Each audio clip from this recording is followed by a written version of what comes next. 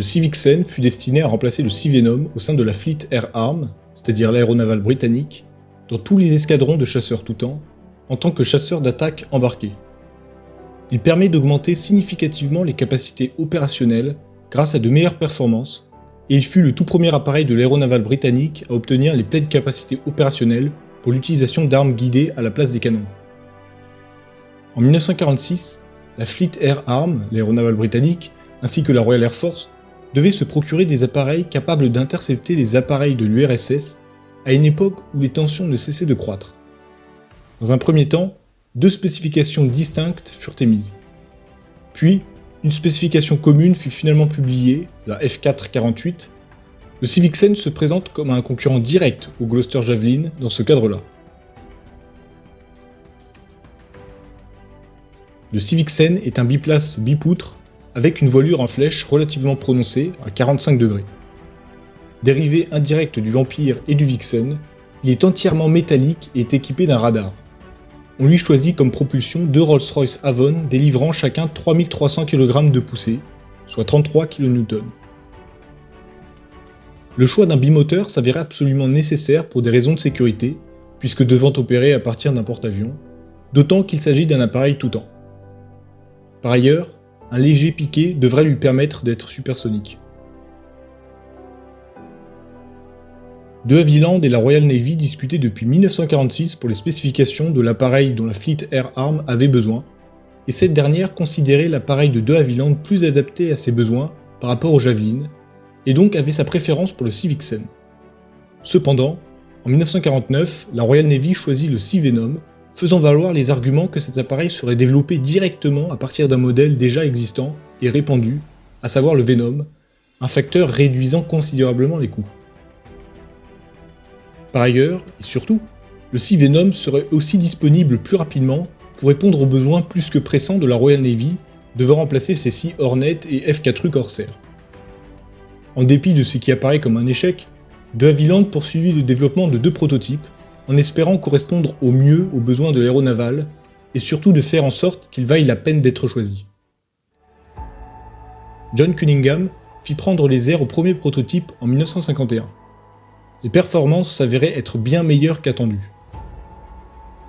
Malheureusement, l'inattendu se produisit aussi de manière tragique l'année suivante, en 1952. Lors du salon de Farnborough, le Civixen fut présenté au public et avait l'intention d'effectuer un bang supersonique. Cependant, lors d'un piqué l'amenant à la vitesse magique, alors que l'appareil effectuait une ressource impliquant de fortes contraintes, il subit une rupture structurelle. Dans une malchance incroyable, les débris et un moteur furent projetés en direction des spectateurs. 120 000 spectateurs complètement ébahis assistent à la terrible scène. Le cockpit où se trouve toujours l'équipage se fracasse au sol, juste devant les spectateurs. Les débris touchèrent non seulement des spectateurs, mais aussi des familles en train de pique-niquer un peu plus loin. La tragédie coûtera la vie aux 2 membres d'équipage, ainsi qu'à 29 personnes de la foule, et en blessera 60 autres.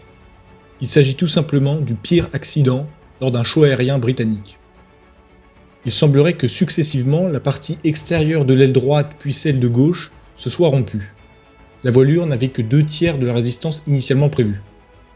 Cela eut pour effet de changer subitement le centre de gravité de l'appareil, entraînant une désintégration fatale qui dura moins d'1 seconde. Après avoir corrigé les défauts constatés, les vols d'essai reprirent en 1953 pour le Civixen. Mais entre-temps, la Royal Air Force avait choisi le Gloster Javelin. Mais comme nous avons déjà plusieurs fois pu évoquer, les 15 années suivant à l'après-guerre furent des années folles, où les évolutions ne cessent de s'enchaîner. C'est pourquoi la Fleet Air Arm cherchait déjà à remplacer ses Sea Venom au milieu des années 50. De toute manière, comme nous l'avons vu dans les précédents épisodes, le Sea Venom fut sélectionné comme un appareil de transition. Elle choisit d'adopter le Civixen et en passa une commande de 110 exemplaires navalisés qui seront ensuite appelés Civixen FAW, FAW pour Fighter All Weather. Si l'on revient sur le 2e prototype, de Havilland décida d'ajouter un empennage entièrement mobile et des extensions de bord d'attaque cambrées. Mais ces changements sécurisants ne permettraient plus au Civixen de dépasser le mur du son, atteignant seulement Mach 0,95.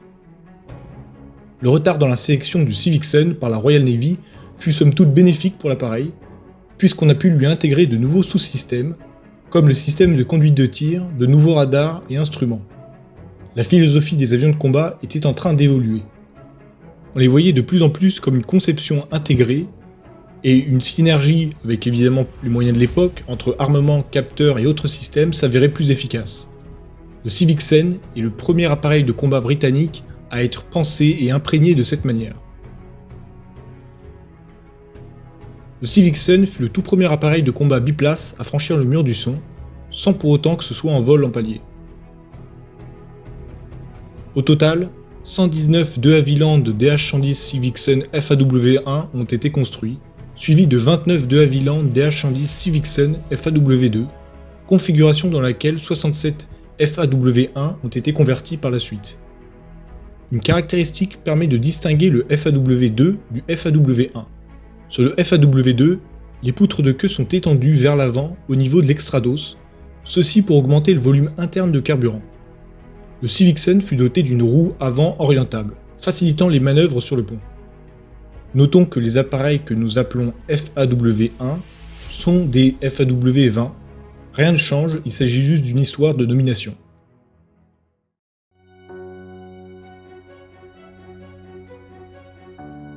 L'appareil que l'on peut voir ici a été conçu à l'origine comme un FAW1, converti en 1964 en FAW2. D'une vitesse maximale de 1030 km/h, son rayon d'action atteint 1300 km, pour un plafond de service atteignant le niveau de vol 480, soit près de 14 600 mètres d'altitude.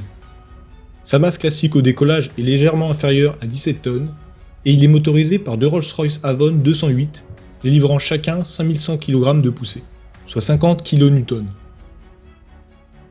Son armement classique se compose de 4 missiles Red Top à guidage infrarouge, contrairement au FAW1 qui ne pouvait emporter que des Firestrike, et de 2 nacelles rétractables dans le fuselage, contenant chacune des roquettes. On voit que le pilote se trouvait sur la gauche du fuselage, bénéficiant de la verrière proéminente, alors que l'opérateur était à sa droite, complètement à l'intérieur du fuselage, permettant une meilleure imagerie grâce à l'obscurité, avec une trappe surnommée le Coal Hole, suivant la structure du fuselage. Le Civixen FAW2 est une version bien améliorée du FAW1, comprenant des missiles RR Firestrike et Red Top, jusqu'à 4 nacelles SNEB de roquettes, ainsi que le missile air-sol AGM-12 Bullpup. Ce missile pouvait atteindre une masse de 800 kg sur sa version C, et son guidage se faisait par un commande manuelle sur une ligne de visée, la Manual Command to Line of Sight, MCLOS. Les changements aérodynamiques qui ont permis de faire de la place pour plus de carburant et pour plus de contre-mesures électroniques ont cependant annulé la capacité de transport de la bombe de 450 kg. Avec l'armement que nous avons décrit, les missions du Civixen étaient la défense de flotte ainsi que l'attaque au sol. Le Civixen était capable d'emporter la bombe nucléaire à chute libre Redbird en cas de nécessité absolue, bien que le bombardement tactique ne soit pas son rôle premier. La Redbird était la toute première bombe nucléaire tactique britannique. Le Civixen possédait une perche de ravitaillement sur l'extrémité de la poutre sur le bord d'attaque de l'aile, améliorant sa capacité opérationnelle. Les commandes de vol du Civixen étaient complexes, mais sécurisantes, pouvant continuer de fonctionner même en cas de double panne moteur grâce à une paire de systèmes hydrauliques complètement indépendantes. L'avionique de l'appareil était avancée avec un indicateur de position en l'air et au sol, avec un pilote automatique, dit George dans le jargon, capable non seulement du maintien de la vitesse et de l'altitude, mais également de la correction du lacet et du tangage. Enfin, avec un système de navigation aérienne TACAN, pour Tactical Air Navigation, travaillant sur la bande ultra haute fréquence. On dénombre 29 FAW2 sortis d'usine et 67 FAW1 mis au standard FAW2, comme celui que nous avons vu. Une petite quantité de Civixen fut transformée en drone et furent nommés Civixen D3.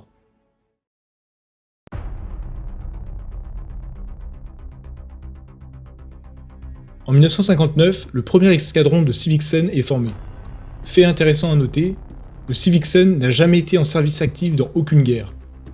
Plutôt une bonne nouvelle pour le Civixen, dans le sens où il a pu jouer un rôle de dissuasion à plusieurs reprises.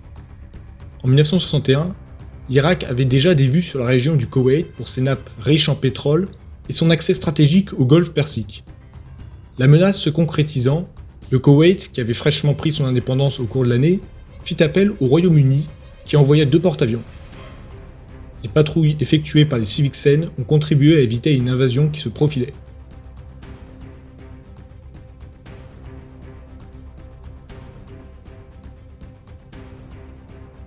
En 1964, des troubles éclatèrent au Tanganyika, qui formera la future Tanzanie, sous forme de mutinerie. Le HMS Centaur fut envoyé et les Civixen qui étaient rattachés effectuèrent des opérations de couverture des Royal Marines débarqués en hélicoptère.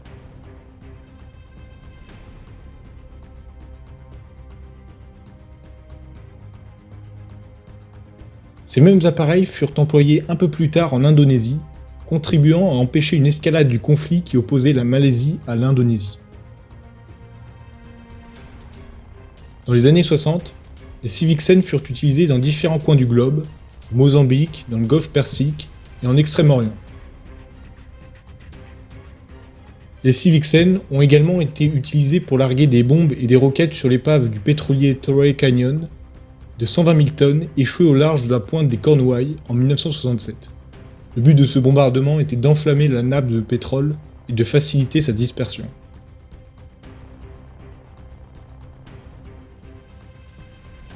Sur un total de 145 Vixen construits, on dénombre 55 pertes dues aux accidents, dont plus de la moitié furent mortelles, sans compter 2 des prototypes perdus, ce qui fait un taux de perte par accident de 38%, ce qui n'est même pas le taux d'attrition puisque dans ce chiffre on ne prend pas en compte les appareils rendus inutilisables pour diverses autres raisons.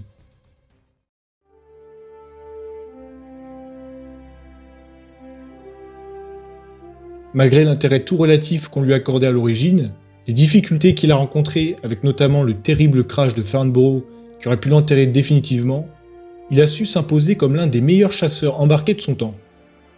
Les ingénieurs et pilotes ont été capables de relever nombre de défis techniques liés non seulement à sa navalisation, mais également à sa configuration bipoutre si particulière. Il entra en service en 1959, soit 8 ans après son premier vol, mais surtout 13 ans après avoir été imaginé. Une période incroyablement longue pour l'époque, mais le Civixen a su perdurer et se rendre pertinent pour la Royal Navy. Le Civixen connut une carrière honorable à partir des années 50 jusqu'au début des années 70. Même s'il ne participa à aucune guerre officielle, il rendit de nombreux services au sein de l'Empire britannique, alors en proie à de nombreux soulèvements de la période de décolonisation. En 1972, il fut définitivement abandonné au profit du McDonnell Douglas Phantom FG1. Plus aucun Civixen n'a volé depuis 2017.